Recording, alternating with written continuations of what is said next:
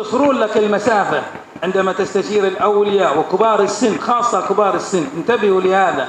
الحين الناس ما يبغوا كبار السن، هؤلاء فيهم نور وبركة.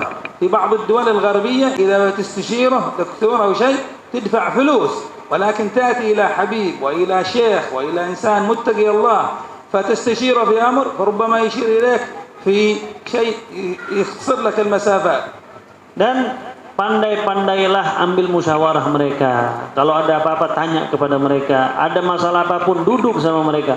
Duduk dengan para aulia, duduk dengan siban-siban kita. Jangan kita punya masalah kita diam, bahkan kita tanya sama orang yang nggak ngerti apa-apa. Ini dapat membahayakan kita. Kita duduk dengan aulia ushalihin, duduk dengan siban-siban kita. Di luar sana kata beliau, orang itu kalau mau musyawarah di dalam mengambil satu tindakan itu disuruh bayar mereka. Tapi aulia-aulia kita duduk dengan mereka, tidak diminta apapun, kita diberikan jalan yang terbaik.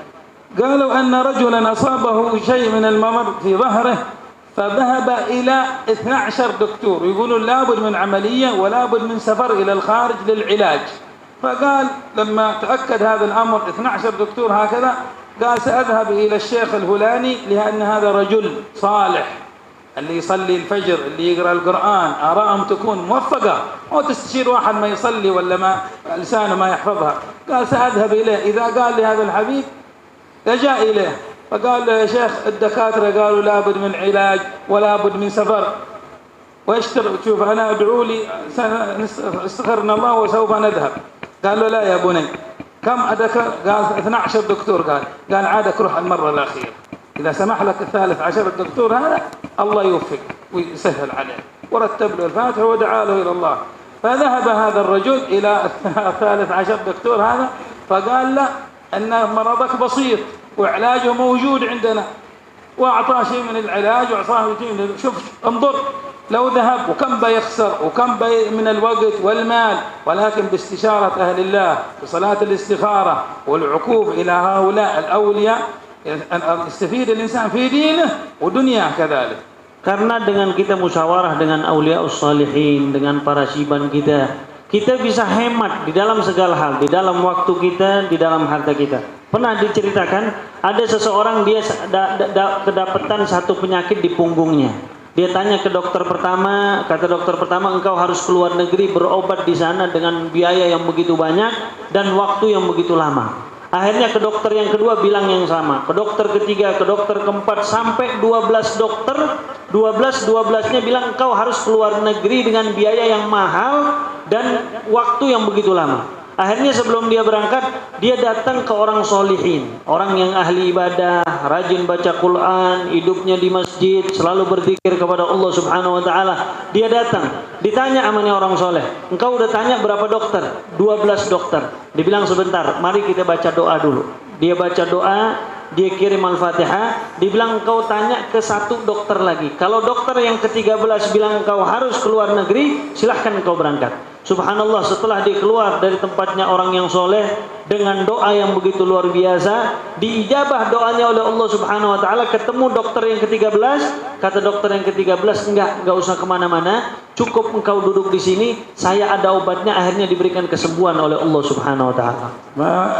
النظر وحتى عند أهل الحديث عند أهل العلوم من فلان أدرك فلان، لكم الحبيب محمد بن أحمد الحبيب السقاف هذا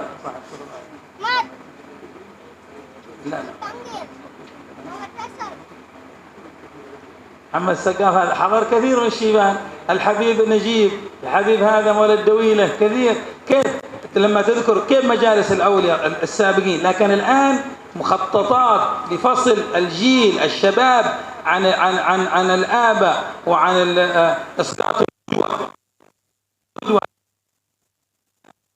يحاولون أن ينفرون ومن الشيبان. فمثل هؤلاء الحبائب لما تجلس وتشوف مجالسهم ما أحد يتكلم، هيبة للمجلس، يزم بناصية المجلس، فالله يكثر منهم فينا إن شاء الله، ومجالسكم هذه مجالس طيبة إن شاء الله.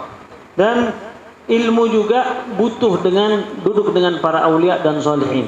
Jangan kita cuma belajar ilmu bukan dengan seorang ustadz atau seorang aulia sholihin. Karena seperti yang ada di tengah-tengah kita, ada Al-Habib Muhammad, ada Ustadz Muhammad As-Segaf dari Surabaya, ada Ustadz Hamid An-Nagib, bin Syekh Abu Bakar, juga ada tadi penceramah kita Al-Habib Abu Bakar Mulad Dawilah. Mereka para auliaus salihin yang mereka duduk dengan siban-siban kita dulu. Mereka duduk, ngambil musyawarah mereka, ngambil cara-cara mereka hidup, bahkan dengan duduknya mereka saja ini dapat mendatangkan keberkahan buat kita semua. Karena di zaman sekarang ini banyak daripada pemikiran-pemikiran luar ataupun dari dalam yang membuat akal kita supaya jauh daripada siban-siban kita, jauh daripada wali-wali kita. Padahal orang-orang terdahulu bisa hebat, bisa menjadi mulia karena duduk dengan para auliaus salihin. لذلك يبكون بعض الناس الآن يبكي لما يشوف مجالسنا الآن وما كان عليه الأولياء أهلنا الصالحين في السابق. كان المجلس هيبة، كان الأولاد الصغار ما يتأدب، قال كنا يعني نوطي رؤوسنا، ولكن الله إن شاء الله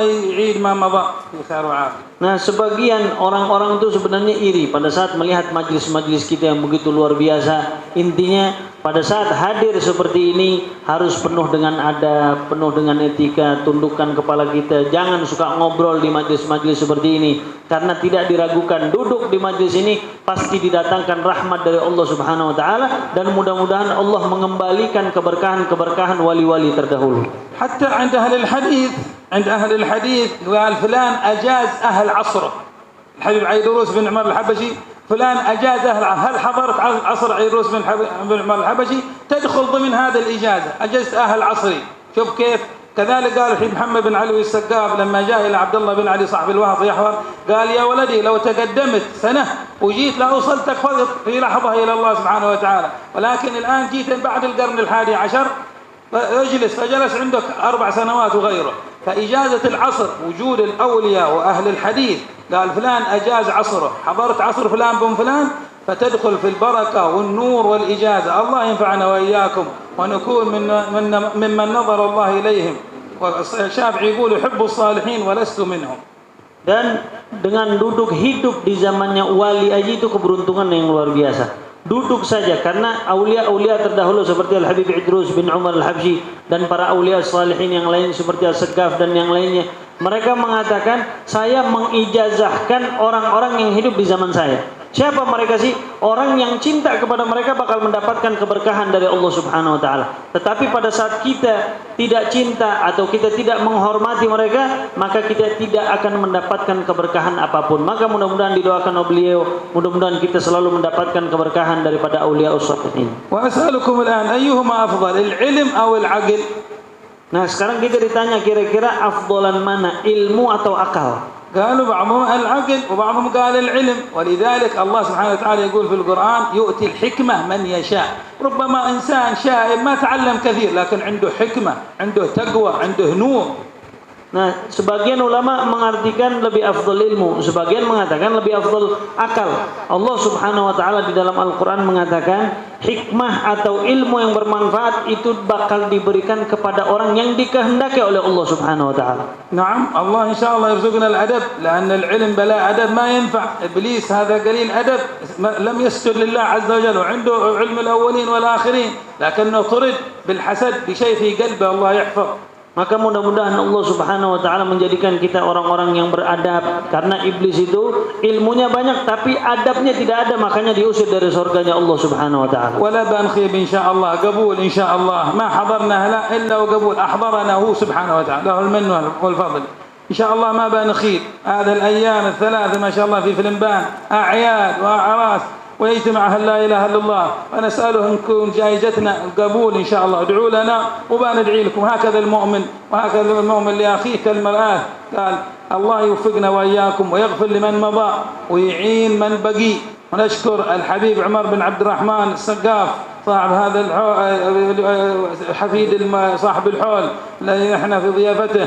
ونشكر من حضر والقائمين الأحياء، الله يكون في عونهم، والأموات إن الله يغفر لهم ويرحمهم، والحمد لله رب العالمين. Dan insya Allah kita semua nggak bakal rugi yang hadir di majlis ini. Mudah-mudahan kita dapat keberkahan dari auliaus shalihin, mendapatkan gobul hajat kita, dan insya Allah semua apapun yang ada di dalam hati kita ataupun yang pernah kita sebut atau yang kita nggak sebut, mudah-mudahan dikabulkan oleh Allah Subhanahu wa taala. Dan kita berterima kasih kepada Sahibul Bait Al-Habib Umar bin Abdurrahman As-Segaf yang sudah mendirikan hall yang begitu luar biasa ini. Mudah-mudahan dapat keberkahan buat semua. Tidak berdiri dari majlis kecuali dosa kita diampuni oleh Allah Subhanahu wa taala.